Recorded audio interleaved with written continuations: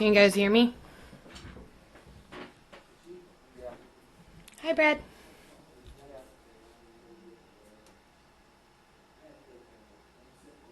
Yes. Hey, Brandon. Hey, what's up? Well, you know, living that dream. I'm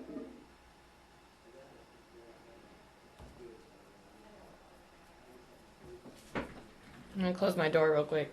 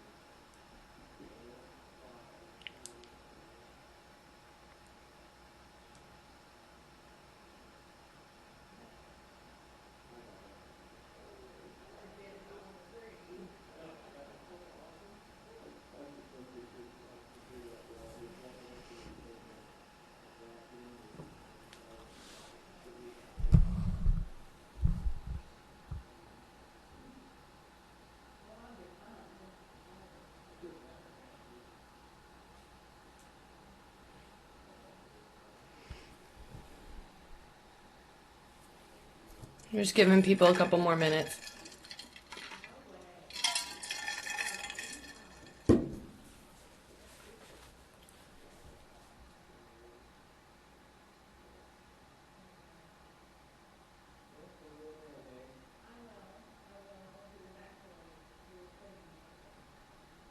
Unacceptable.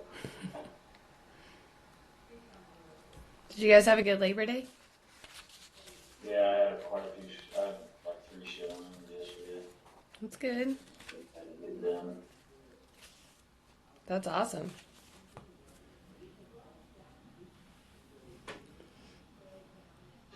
Yeah, within the home, we're going to put an offer in one contingent.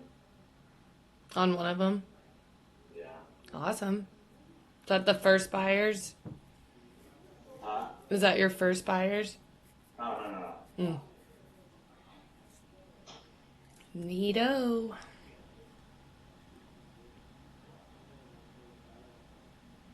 That's the word I would use to describe it too. Super duper. Super duper.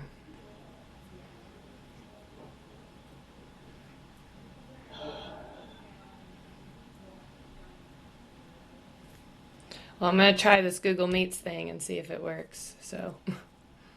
It's obviously working. We're literally talking right now. Yeah, I've just been unhappy because I can't I've done so much on the back end for like the G Suites and stuff that I still don't have like the full capabilities that I would like to have. So we'll see.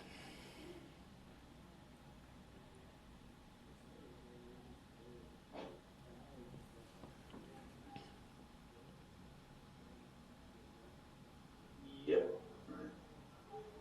1 o'clock. You guys ready to roll? We can roll it. Send it.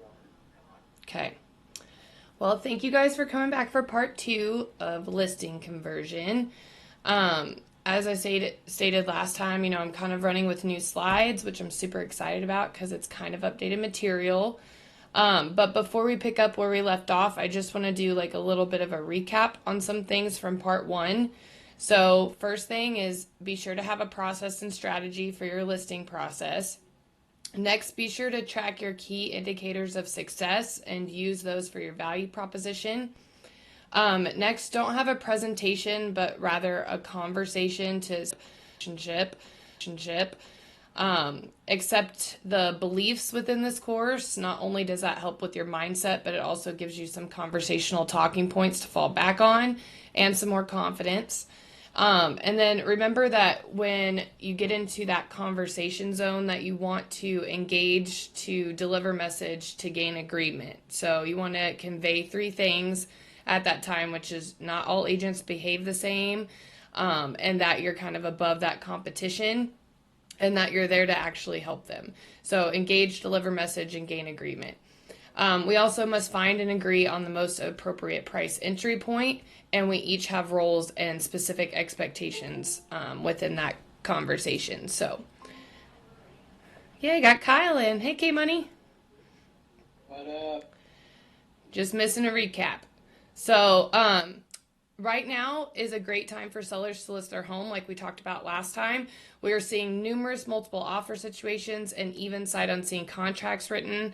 We also hear that inventory is down, but the reality is that with the amount of listings that we have coming onto the market, it's around the same, if not more, as the same time frames as last year. So, due to all this information, we want to be sure that we're, like I said, displaying those value propositions, having better listing conversations, above what the competition is doing, and we must act fast with today's market and kind of be ready for anything. So, let's just do a quick recap of the pre-conversation activities, which is stage 1 of the 5 stages of converting a listing. So, these are questions that I have for you guys. First one, why should we ask pre-listing questions?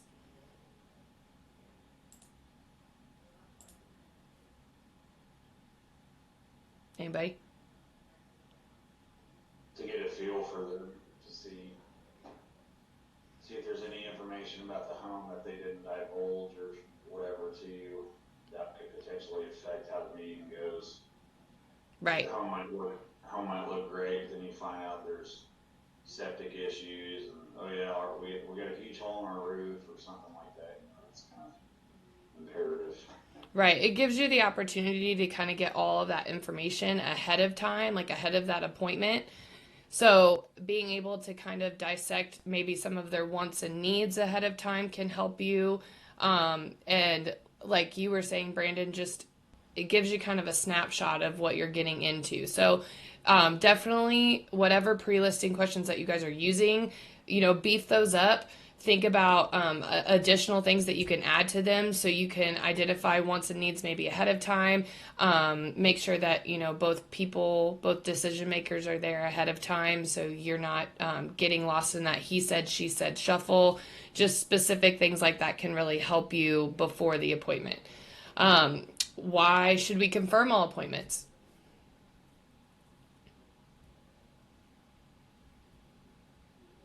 So you don't show up and they forgot you were coming? Yeah, you should confirm appointments. Your own time. Yep, exactly, Kyle. For sure. It's mindful of your time, also shows professionalism.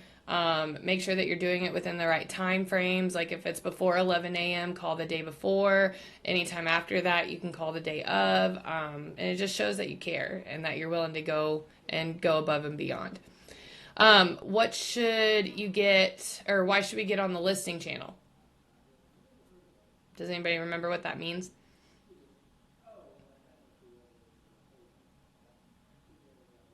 Means that you're getting revved up. You're getting in the right mindset before you go. So if you can look at those core beliefs before any listing appointment, that should help you get a little bit more confident before you go, and believing that you're going to land that listing before we even get inside can help you. So just make sure that you're in the right mindset before you're, out in the field and having those conversations.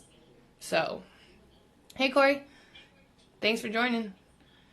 We're just doing a little recap from last time. And right now we're talking about why we should arrive on time. That's the next one. So why should we arrive on time? Sorry, were you talking to me? I was working on mine. I'm talking to everybody. Okay, sorry. No, you're good.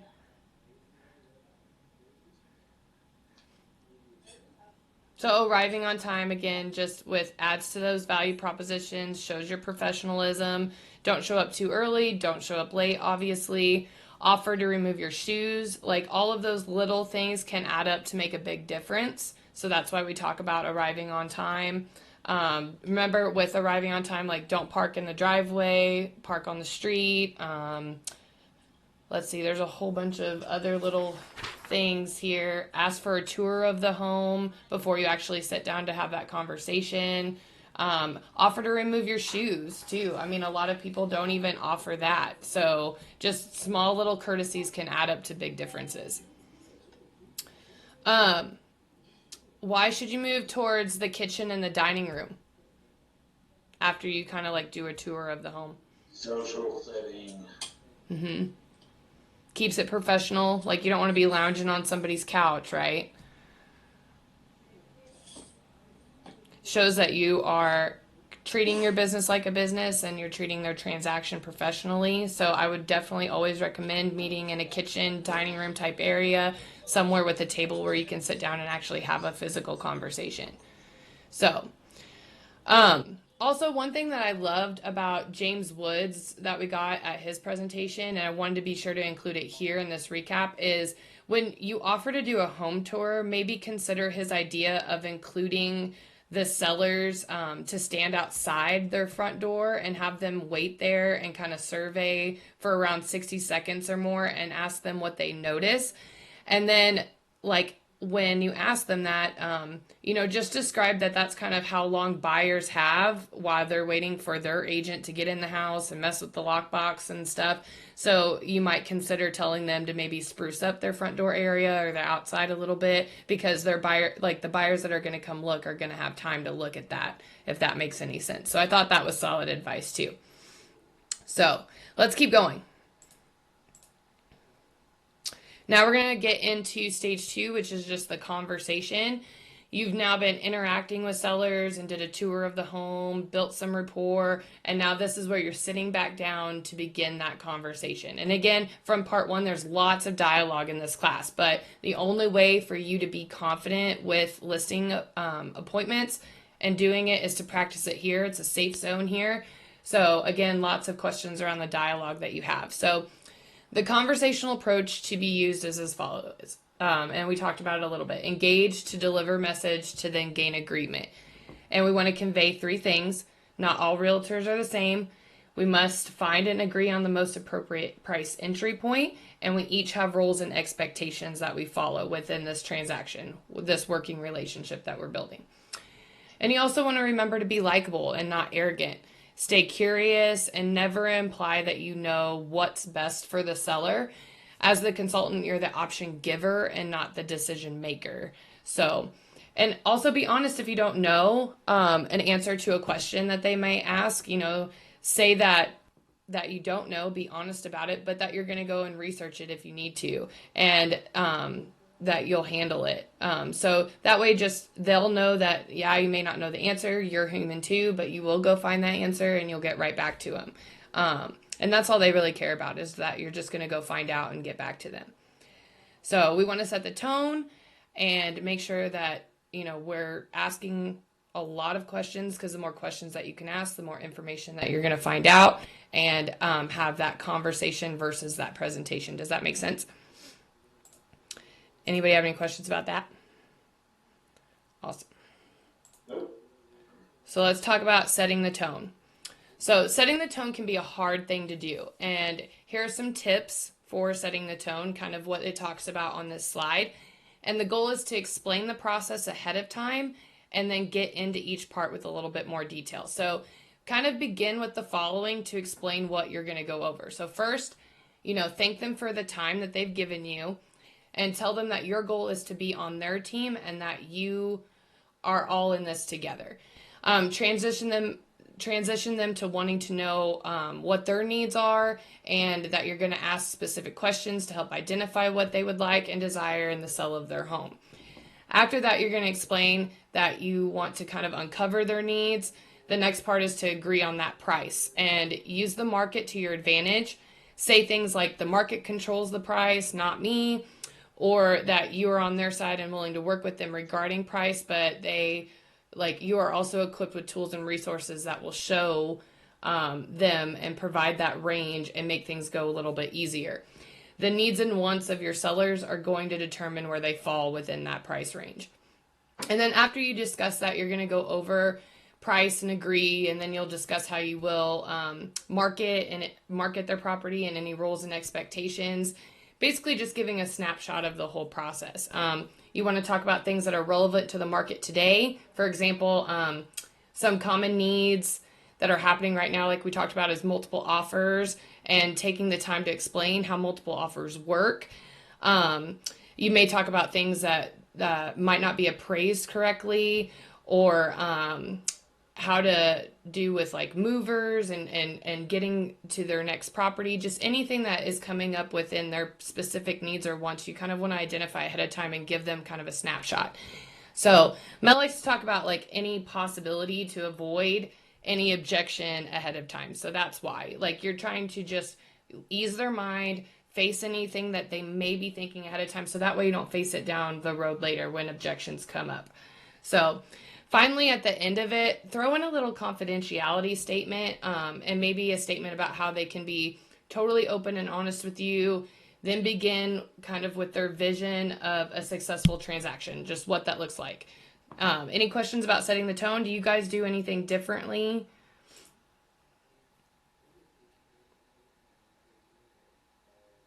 No? Cool.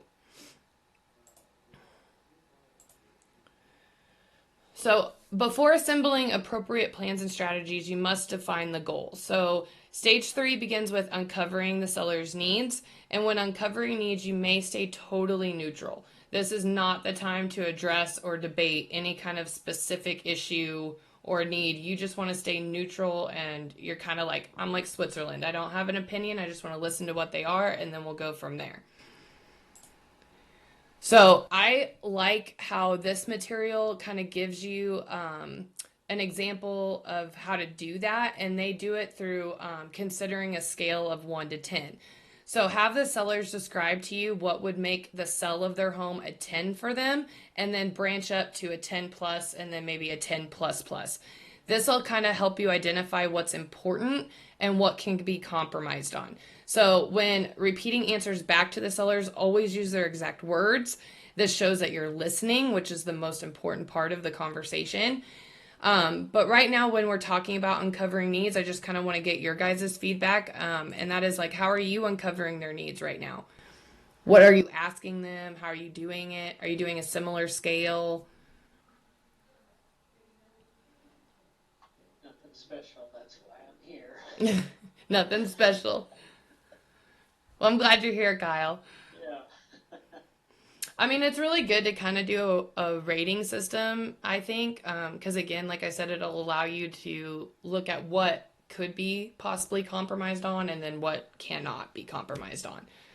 Um, Anybody else on uncovering needs and how they kind of do it?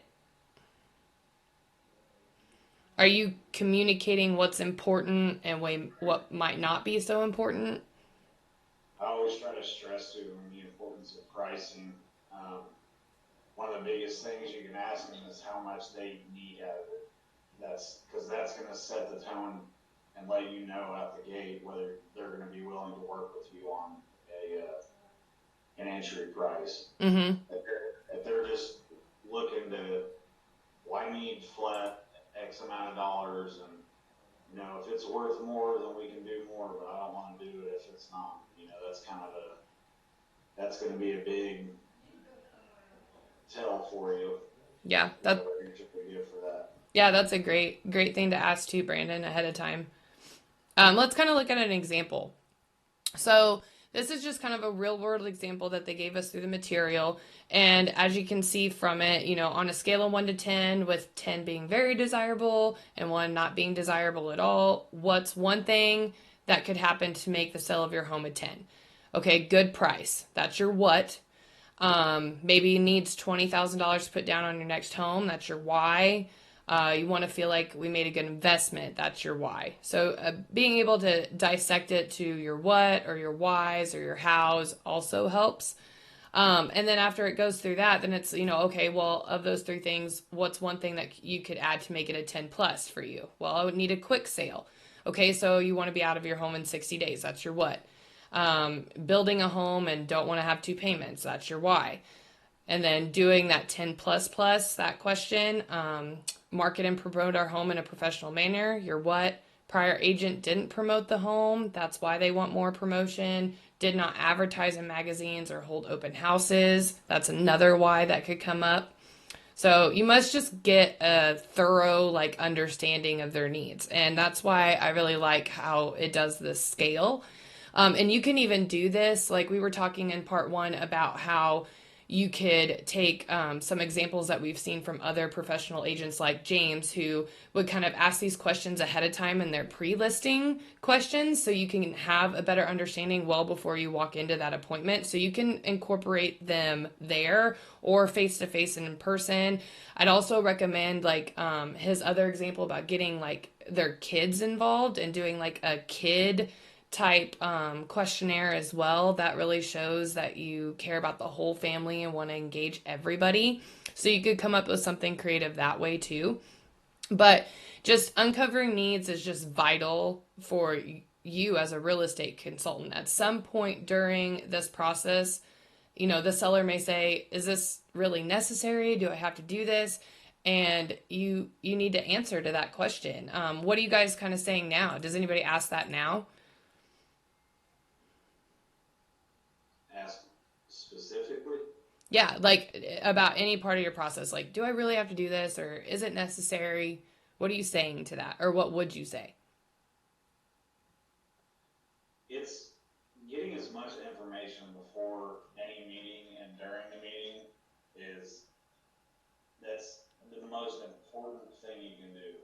Mm-hmm. Because if you go in prepared, then they see how much work you're putting in on the back end that actually reflects, like they can see that. So if they bring up something about their home, you're like, oh yes, I guess like if they talk about a feature of their home and you're like, oh, that's by the back deck or whatever, and then they just stupid little stuff like that. It makes a huge impact on people because they see how much work you're putting into it. That's true. Yeah, it does make a huge impact, and it does show that you are willing to go above and beyond. If you get faced with this particular question too out in the field, do something along this line. Again, I'm kind of taking it from the material, but don't necessarily do that. Take it and make it your own as far as the dialogue's concerned. But you could do something along the lines of, it is important. It's vital to me as your agent. I want to understand what your win is in this transaction. I can't do that without knowing what your needs are or your wants are ahead of time. Also, if I'm not aware of those, we can also we can't come up with like an appropriate price entry point as well.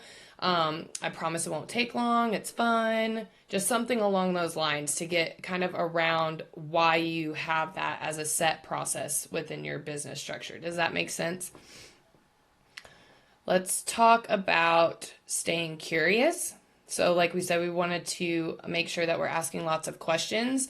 And that's a big part about the importance of uncovering needs. So, you must kind of know when to ask further definitions or clarification. There's so much power in asking questions. So, anytime other than when describing price, the seller uses words such as good, regular, competent, knowledgeable, quick, low, high, etc., you should ask for further definition with a follow up question, something along the lines of, okay, what's your definition of quick? What's your definition of a good price? Like just asking further questions again will help you. And when you're trying to close that meeting, avoid objections. So let's look at an example of that too. And like I said earlier, seller, they want a quick sale. Okay, what's your definition of a quick sale? 2 months. Okay, so you're telling me that you want to sell your home in 2 months or less. Okay, so now you have a better understanding about not only the time frame that you need to work on, but how you need to like aggressively price that property a little bit more for it to meet their timing need. So, any questions about that? Are you guys doing anything similar?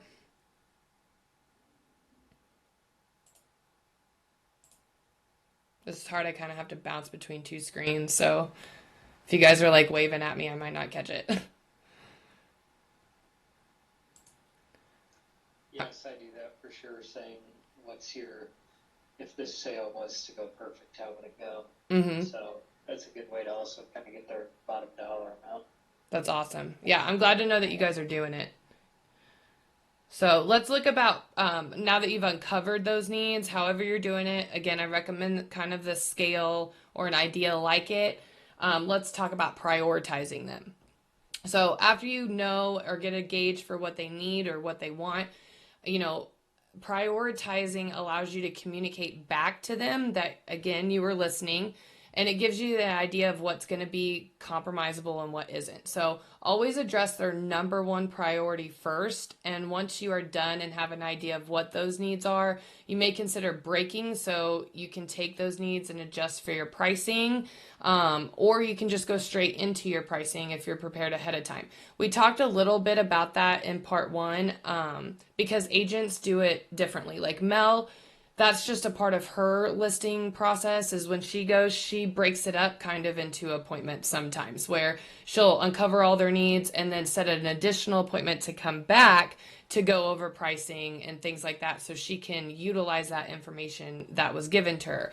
Other agents, they prepare a CMA before even the listing appointment, they do it right then. So either way is okay. I would just encourage you guys right now with the market being as busy as it is to kind of, if you are going to break it apart, try to get a listing agreement signed and then come back for your pricing. Either way, just get that listing agreement signed ahead of time.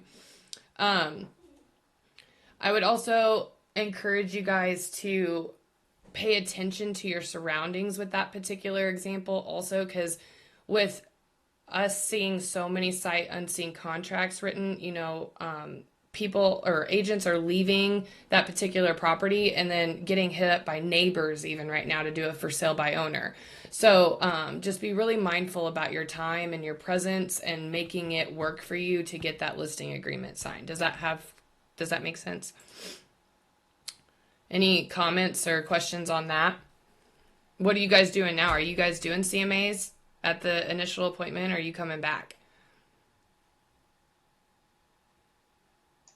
Come back. You are? Okay. Yep. So Kyle, just a question on how you break that up. Do you say that kind of ahead of time, like in this first appointment, I'm just gonna get a feel for everything, and then do you have them sign that listing agreement then and then come back? I mean, what does that look like? I try to make it to where I tell them I'm not going to be, they have a preconceived price before I even get there. And so I try to get that out of them so that I can try to make it, make my CMA either agree with that or not. Mm-hmm. And then, no, I don't get it signed, and I do kind of the same thing with buyers. I let them know, hey, I do this full time, and basically we're kind of at a handshake deal right now. Mm-hmm. And I think sometimes people appreciate that for a little bit, but that's about it. It hasn't burned me yet. Hasn't burned you yet, yeah. And there's nothing wrong with it. Like, that's what I said in part one even. I mean, I don't know what the right or wrong answer is, but I think that as long as you're, communicating that ahead of time, just kind of what that process looks like I said, in that setting the tone section, either way will work, I think, personally. So, no right or wrongs. So now we're going to talk about pricing and getting into pricing. And it's all about justification. Typically, price or timing is the number one priority for sellers. Do you guys see any other number one priorities right now with the market being crazy?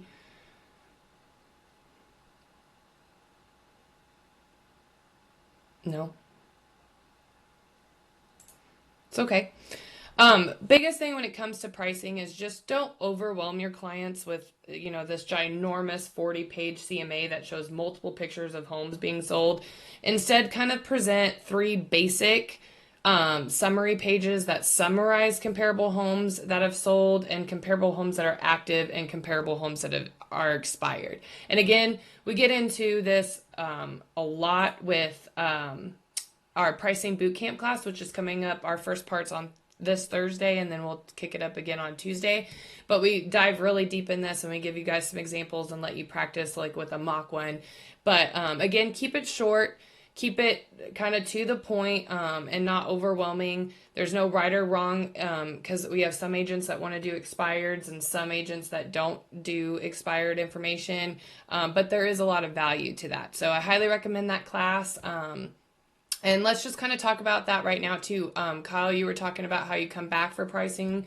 So how do you transition that into the conversation? Are you just sliding over the summary pages? Are you just kind of explaining the summary pages without them seeing it? What does that look like? Well, I don't come back unless like I feel like I should, which has only been twice in my whole long illustrious career of 18 months. Right?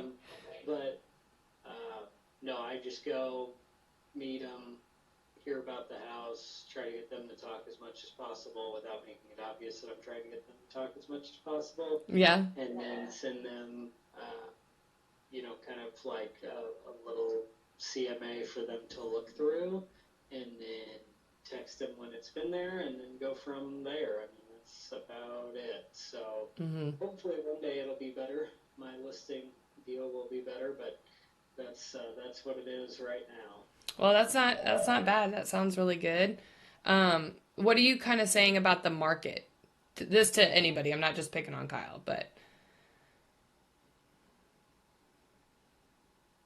does anybody say anything about the market right now and how pricing is kind of working within that market right now? It's tough to say. Like, I mean, you obviously say there's a lot of buyers in the pool, but it's tough to like say.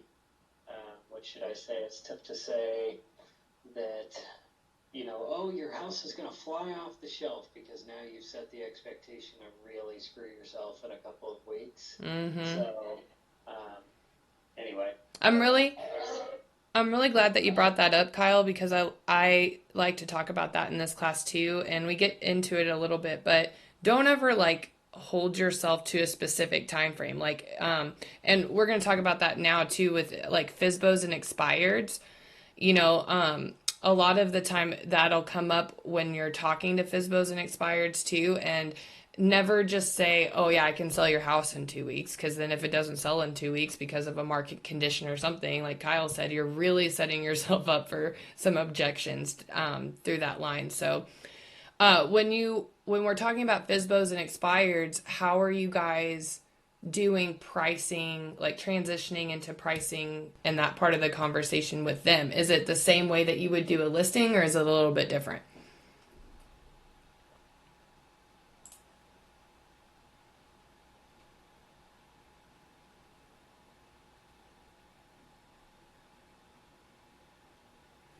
Come on, guys, safe environment.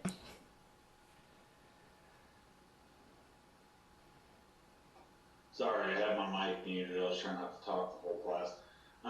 The biggest thing I do with like FSBOs is I tell them, I can't remember what class, I think it's our FSBO conversion class, but telling them one of the main reasons why homes don't sell is there's two main reasons. It's marketing and pricing. Mm-hmm. They're like, well, I put it up on this, and I'm like, well, so you're marketing it, so what does that tell you is the problem? Right. Well, I think my home is worth this. How much do you have in it? You have $80,000 into it, so you're just wanting to get 200,000. What is the deal? Right. No, those are all great things to bring up. I like how you identified, why, FSBOs or expireds have a problem within the market. That's usually due to price and exposure, which you're exactly right.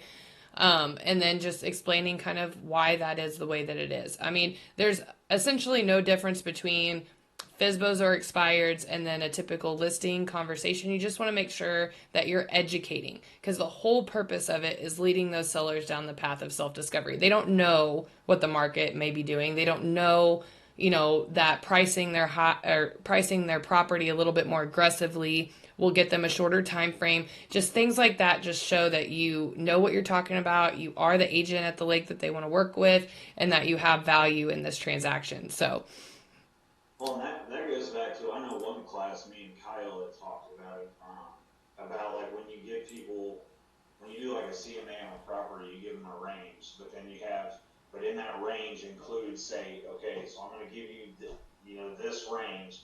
This is going to be the absolute max I think this home will sell for. This is the lowest I think it would sell for.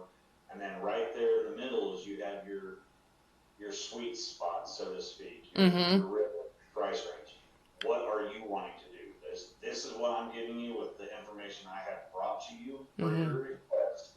So you tell me, do you want to price it high? If you do, then you just need to set their expectations accordingly. Let them know, say, I think it'll sell faster and you'll get a better deal out of it if you price it here. I'll price it where you want it, but I'm letting you know it's going to sit there for a little bit longer. Or I also don't want you to take the rug out from underneath yourself by pricing it too low.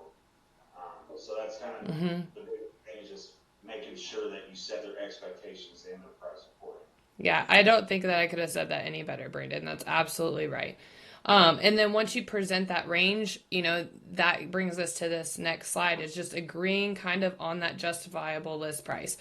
You must also verify that, like you said, Brandon, that it meets their pricing and timing requirements. That's why you uncover the needs ahead of time. And, you might have to use like a basic net sheet, maybe even if you're trying to calculate further down the line. I don't know a lot of agents that actually have to do that though, but just know that it could happen if you're dealing with a lot with this particular property that you're working. Just remember overall though that people follow what you can logically and tangibly explain. That's one of our beliefs even in this class. It's an example of how this is an example of how to have that kind of agreement dialogue, and leave it up to the sellers to place it within the range that you provide. You can even say things, and I hear this particular example all the time from a lot of different agents, and that is, you're not going to offend me. Like, I'm just here to support you. So if you want to price it more in like the mid range versus the high range or whatever, that's totally your prerogative. I'm just here to provide you with that range. So, and then once price is agreed on, transition to the seller remorse portion of the conversation.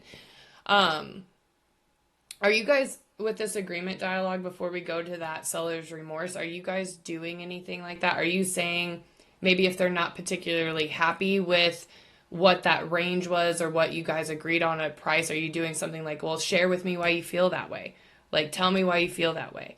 So you can keep leading them down that path. That's one of the biggest things. Not everybody's going to be happy to hear that their home's not worth what they think it's worth. You have to set their expectations accordingly. Like I was saying, they can get mad all they want, but we all know we do this for a living. If your home isn't selling or something, then there's an issue with how you're pricing it. So sometimes it's a hard pill for people to swallow, but absolutely, if you don't just tell them like, well, your home sucks, so it's worth way less than what you thought it was. Can't really pitch it like that. Kind of just explain to them and come prepared. Bring your comps. Bring up any like functional or like environmental obsolescences the home may or may not have. Bring up the benefits the home has, what they have going for it, what they have going against it. All of that stuff comes into play, and when you give them all the information, then they have to sit on it, and sometimes they need to take a day or two, and that's fine. I've yet to meet someone that wasn't happy to find out their home was worth more than they thought it was, and I've yet to meet somebody that was not mad that their home was worth less than what they thought it was. So, right. Yeah, you're pretty spot on with all of those examples, Brandon. I'm glad you brought that up too. Let's talk about eliminating seller's remorse. Why do we want to do that? Why do we want to ask that question? How would you feel if your home sells tomorrow?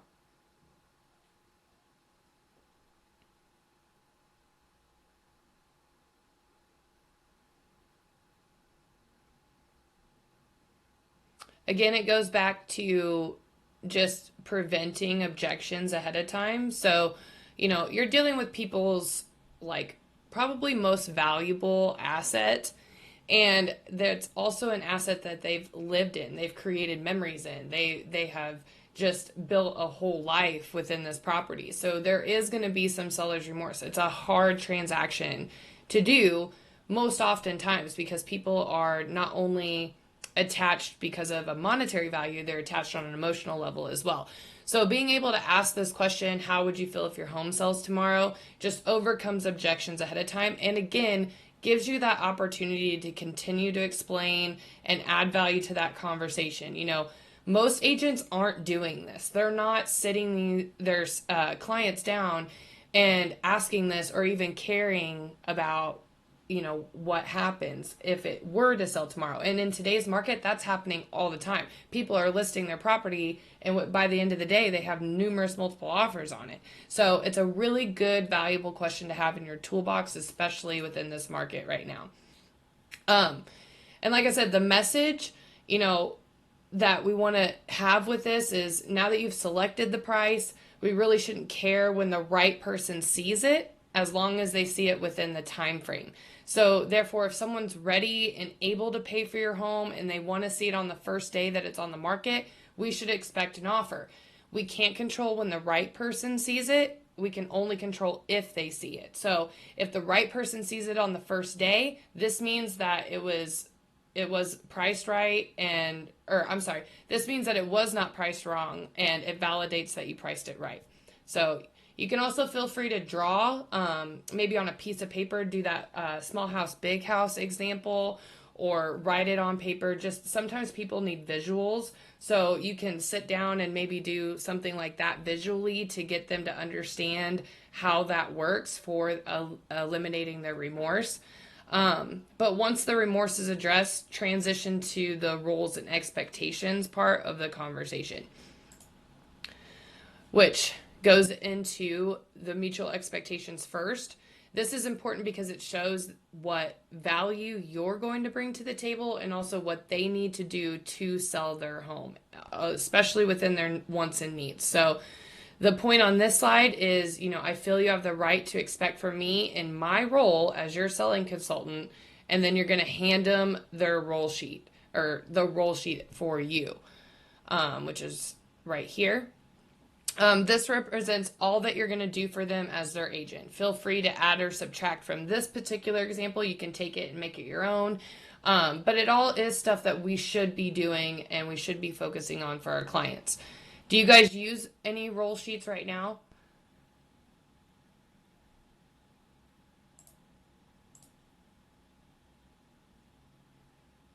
It's okay if you don't, but it's a solid, good idea.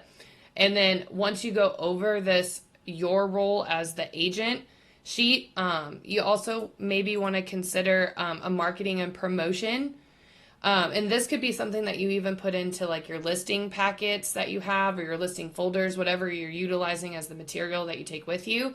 But I'd highly encourage a marketing and promotion sheet too. I know Judy Lador talked about it, gave us some of her examples that are in pipeline under the reference tab. But this is what you're going to do to get their property marketed. Feel free to add or subtract again. What are you guys doing anything for marketing? What are you showing them now?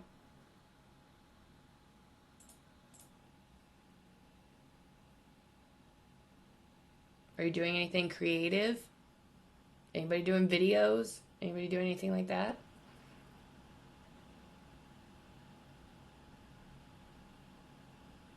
Anybody want to try something but they haven't tried it yet?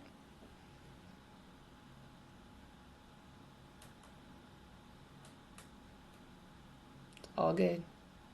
I would recommend maybe trying like a video. Doing something like that can, just kind of put stuff off of your to-do plate while you're in front of them. They can watch it ahead of time. That way you don't have to sit there and go over maybe like a sheet like this that shows how you're going to market. They could already have that information well before you even get to the door. So don't be afraid of doing video. I would highly encourage it. Once you cover what you're going to do and how you're going to market, then you want to transition them into what you expect from them. Ask them if they agree on your marketing plan, if there's anything concerning that they want you to change or not do. Listen and be flexible is the whole point. And then, like I said, get into their role. And this is an example that you can again take. These are new, more beefed up ones since the older material has come out. So, like I said, just subtract it, add it, take it, make it yours. Do a video on it even. And it just makes it fun. Getting that listing agreement signed and talking about your commission is what happens after these particular steps. So anytime that you can, like I said, do a video or make it fun somehow, involve their kids or other family members, things like that, then when you transition to this next part of getting that agreement signed and talking about your commission, you shouldn't have an absence of value, so it should be a really easy close. So, verifying value, confirming value. So, if the seller has been allowed to self-discover the whole time what a working relationship with you would be like, and you've established yourself as a valid professional, closing should be a snap. So, if there's any objections, that usually means it's an absence of value somewhere in your conversation. Revisit any of those concerns and address them one at a time. Take your time with it. Don't rush through it. And demonstrate your value again. Even if you're repeating yourself over and over again, you're showing that you're willing to re-explain things and be patient. And I've even seen agents with that particular thought take it one step further and say, you know, I understand selling your home is a huge process, and I don't expect you to remember any of this. So ask me over and over again. There's no such thing as dumb questions. Dialogue like that really helps soothe and also lets them keep understanding and self-discovering. Remember, you want that win-win relationship. So let's talk about some common things that come up with value. What are you saying right now when your clients ask or tell you that they want to visit with another realtor?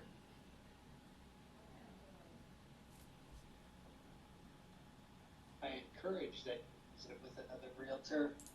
There's a lot of great agents out there, and a lot of them are shitty. So you kind of do your own vetting process. Mm-hmm. I say it nicer than that, but you know what I mean. Yeah. That's a good thought process. I mean, encouraging them to shop around is never a bad idea. And not telling them to, but not telling them it's a bad idea to. Right. It's kind of like red flag that you're like, oh, you don't need to talk to anyone. Right. Another thing with that I like, instead of maybe encouraging it that way, maybe offer to communicate with anybody that they would want to talk to. So if they have, you know, another appointment set up with an agent right after you, or you know about it, just ask who they might be like also interviewing with, and offer to communicate to that agent and get them out of having that uncomfortable conversation. If they like you and want to work with you, you know, don't worry about talking to this next agent. I can call them and let them know that we are in a working relationship now, and I don't want you to have that stress, you know. So you can do it that way as well. I would encourage you to try and get that listing agreement signed before you leave, if possible. And I know that's the whole goal of the class, but it is really important to talk about. I like this momentum close that they have on this screen, but don't be afraid to say it in person at the time of the meeting or get them to sign that day. What are some other things that you all are seeing when you're at an appointment trying to get that listing agreement signed right now? Or hearing as an objection?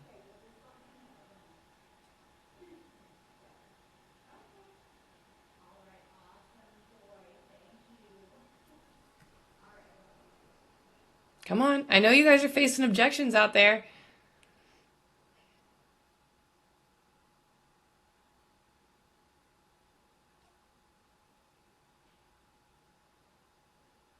All right. I'll let it slide this time, but not all the time. Let's look at some tools for you guys. So this is a great checklist that they put at the back of your book, page 37. But again, it's kind of like the 47 vital listing activities. It's just like a find to close, making sure that you're touching all the things that you need to be touching for your listing appointments. Um, Use it to stay on top of your game. Print it out. Put it in your folder for your listing appointments just to make sure you're not missing steps. You can also get creative and use it to show sellers ahead of time what you will cover. Like I said, you can use it in that setting the tone section where you're just like, okay, we're going to, I'm going to ask you some pre-listing questions. You don't have to call them that though. You can call them your own questions. Then we're going to talk about pricing tools. And then this is just a snapshot of what our appointment will look like. You can send it to them in a video. Also a really good idea. So don't be afraid to utilize your internal list to your own benefit as well. Here's a list of things to consider in a listing packet. What are you guys kind of using in listing packets right now? Is anybody doing a fully automated listing packet yet? I'm just curious. That'd be super cool. Anybody using tablets?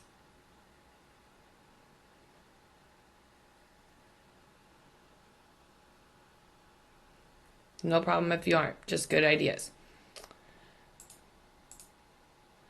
Some other supplement material. These are good follow-up examples. Again, you can do these via video as well. You can do a handwritten note. A lot of people like that. Or you can just stop by maybe after you've met with them, maybe a couple of days later, and give them like a small non-inexpensive gift or something with this in a card or whatever. So feel free to utilize these follow-ups as well. Take them and make them your own. Get creative with them. Here's some more examples of some thank you notes or follow-up materials. Are you guys doing like thank yous of any kind right now?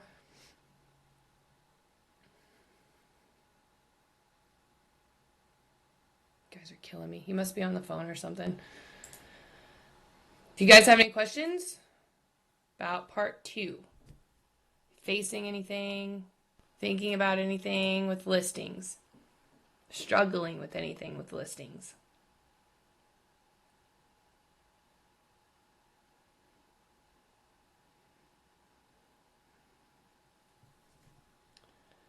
Well, okie dokie. If you guys can't think of anything, you can always reach out to me too.